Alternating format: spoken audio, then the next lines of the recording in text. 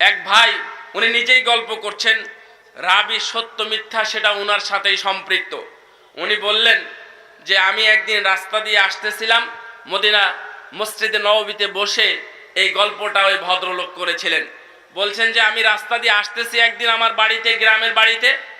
তো বাজার থেকে আসতেই দেখতেছি মাগরিবের পরে একটু একটু যখন অন্ধকার, তখন মনে হচ্ছে রাস্তার নিচে কে বসে আছে, কিছু একটা করতেছে। তো আমি যেহেতু আবছা আবছা অন্ধকার, তো আমি একটু খেয়াল করার চেষ্টা করলাম কে কি বলতেছে বা কে কি করতেছে। তো যখন আমি এটা দেখলাম, দেখার পরে আমি আস্তে আস্তে কাছে যাচ্ছি, তো আমার কাছে আরো স্পষ্ট হচ্ছে যাকে আমি দেখতেছি উনি কি ওনাকে ভুল দেখতেছি নাকি।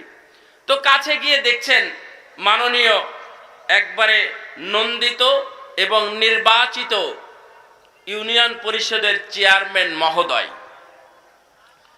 এখন উনি বলছেন যে কি ব্যাপার, আপনি এখানে কেন?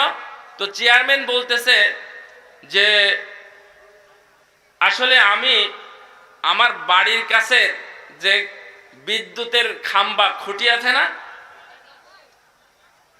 বিদ্যুতের খুঁটিটা, আমার বাড়ির কাছে খুঁটিটা এই জায়গাতে আসলো কিভাবে। এই জন্য চেয়ারম্যান সাহেব মাথা দিয়ে গুঁতাচ্ছে এই খুঁটিটা উনি বাড়িতে নিয়ে যাবেন। তো উনি বললেন যে আমি বুঝতে পারলাম। তো আমি ওনাকে ধরলাম, ধরার পরে আমি বললাম যে চলেন বাড়িতে যাই, খুঁটি এমনিতে বাড়িতে চলে যাবে।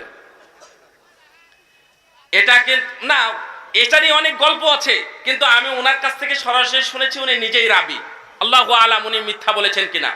মাদকের হলো এই হাল।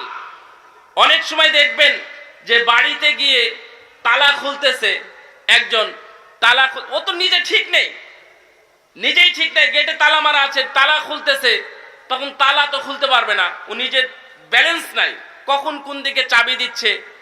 তো হঠাৎ দিতে দিতে ওর মনে হবে যে কি ব্যাপার, তালাটা এইভাবে নড়তেছে কেন, মানে ও যে নড়তেছে এটা ওর খেয়াল নাই।